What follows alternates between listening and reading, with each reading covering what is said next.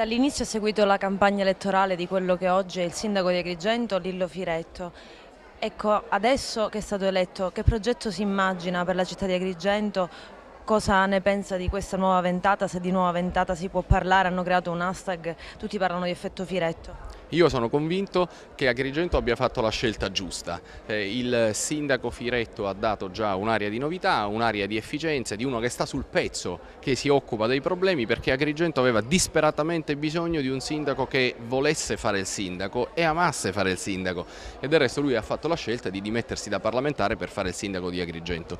Io ho continuato ad assicurare il mio contributo e sui temi fondamentali ci sono. Abbiamo cominciato a fare un ottimo lavoro con la prefettura sull'abusivismo commerciale, poi abbiamo dato un importante segnale per quanto riguarda i nuovi posti per gli asili nido ad Agrigento, abbiamo fatto un buon lavoro per il consorzio universitario di Agrigento per dare un nuovo destino, una nuova prospettiva e per stabilizzare, non dare questa sensazione completa di precariato, ed io penso che anche su altri obiettivi importanti come la palestra polifunzionale, la grande incompiuta di Piazzale Ugo La Malfa e altre cose ancora, noi potremo davvero dare una mano d'aiuto e collaborare nell'interesse superiore di Agrigento, senza parlare di partiti politici, senza parlare di divisioni politici, per il bene di Agrigento, che ha dentro di sé tutte le energie e tutta la forza per riscattarsi. Un suo commento alla bufera che ha coinvolto il governatore della Sicilia, Rosario Crocetta. Ma innanzitutto la cosa che a me sembra importante sottolineare è che non c'era di bisogno dell'articolo dell'Espresso per dire che Crocetta dovesse farsi da parte.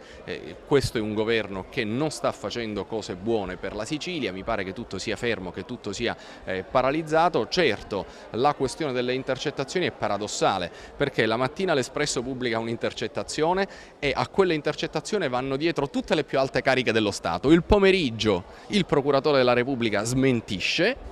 Dopodiché l'Espresso riconferma, smentendo l'Espresso, ciò che diceva il procuratore della Repubblica, come se un giornale può saperne più del procuratore della Repubblica.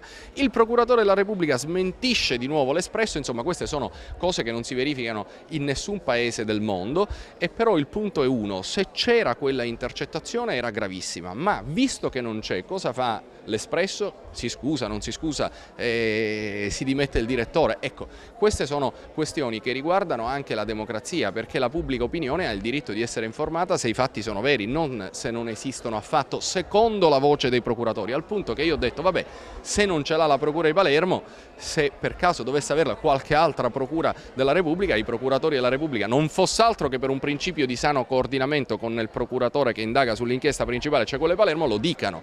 E invece vari procuratori hanno anche loro smentito la presenza di quelle intercettazioni.